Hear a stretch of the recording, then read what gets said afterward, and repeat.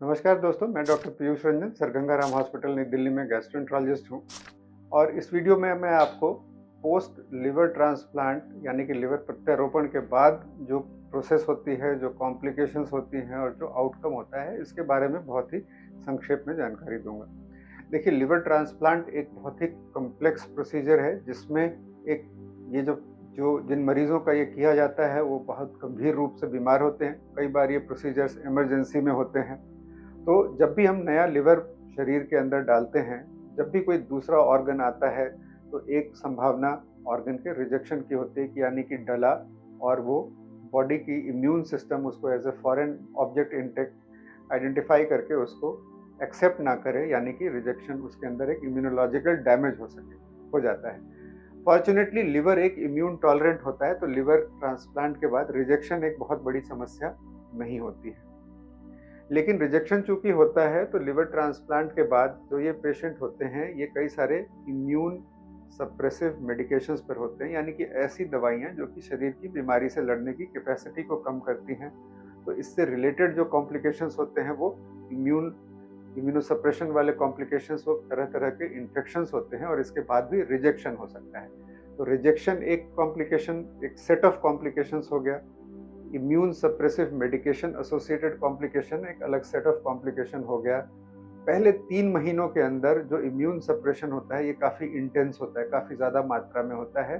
और 3 महीने के बाद धीरे धीरे इम्यूनो सप्रेशन को कम करके एक बेसल डोज पे कर देते हैं और 3 महीने से 1 साल तक में ये काफ़ी स्टेबल डोज में आ जाता है। तो उसके बाद ये रिस्क थोड़े कम हो जाते हैं, बट हमेशा रहेंगे क्योंकि एक इम्यूनो सप्रेशन हमेशा चलता है। इसके अलावा जो तीसरे सेट ऑफ कॉम्प्लिकेशंस होते हैं, क्योंकि एक ये प्रोसेस जो होता है लिवर ट्रांसप्लांटेशन का, लिवर बदला जाता है, लेकिन लिवर को बॉडी की बाकी सिस्टम से कनेक्ट करने के लिए मेनली बाइल डक्ट का जहाँ पे जोड़ लगता है, जो लिवर की आर्टरी का जहाँ पे जोड़ लगता है, और लिवर की वेन्स को जहाँ पे जोड़ा जा सकता है, ये हर जो एनास्टोमोसिस होता है, नया जोड़ जो होता है, उस पे एक नया कॉम्प्लिकेशन हो सकता है। तो इनमें से बिलियरी लीक, यानी कि जहाँ बाइल डक्ट का एनास्टोमोसिस होता है, ये एक बहुत इंपॉर्टेंट कॉम्प्लिकेशन होता है, जो कि शुरू के टाइम में यहाँ से बाइल लीक हो सकता है, यानी कि जो पित्त का रिसाव हो सकता है। और लॉन्ग टर्म में कई सारे रिस्क फैक्टर्स जिनमें होते हैं, उनमें इस जगह पे एक सिकुड़न बन सकती है, जिससे कि जॉन्डिस, खुजली आना, बुखार आना, ये कॉम्प्लिकेशन हो सकता है। फॉर्चुनेटली ये दोनों ट्रीटमेंट है, बाइल लीक और बाइल स्ट्रिक्चर, इसको बिना किसी दवा के द्वारा या कुछ और किए एंडोस्कोपी करके, ईआरसीपी करके, इसके अंदर स्टेंट डाल करके इन दोनों चीज़ों को कंट्रोल किया जा सकता है।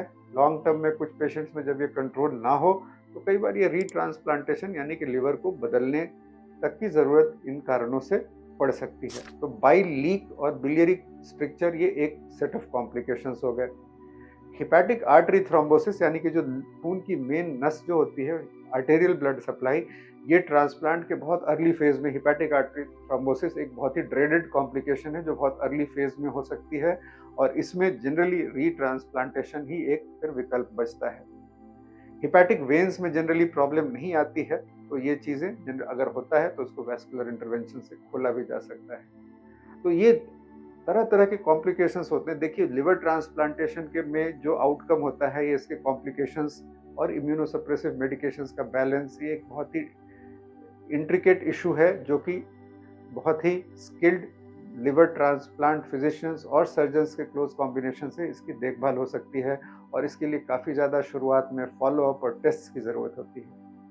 तो संक्षेप में जो मैं आपको संदेश देना चाहता हूँ वो ये है कि लिवर ट्रांसप्लांट एक लाइफ सेविंग प्रोसीजर है, बट किसी भी सर्जिकल प्रोसीजर के तरह इसमें 100% रिजल्ट हम उम्मीद नहीं कर सकते हैं, और ये समझना होता है प्रैग्मेटिकली कि इसमें बहुत सारे कॉम्प्लिकेशंस होते हैं।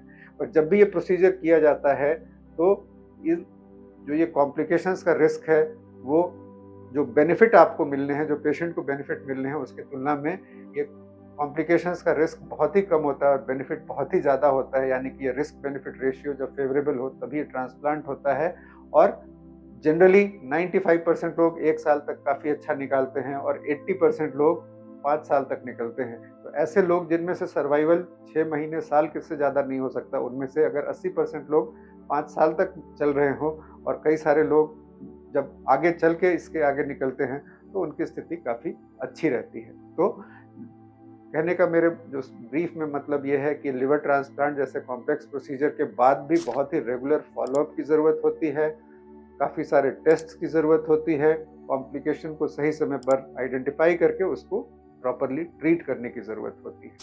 धन्यवाद।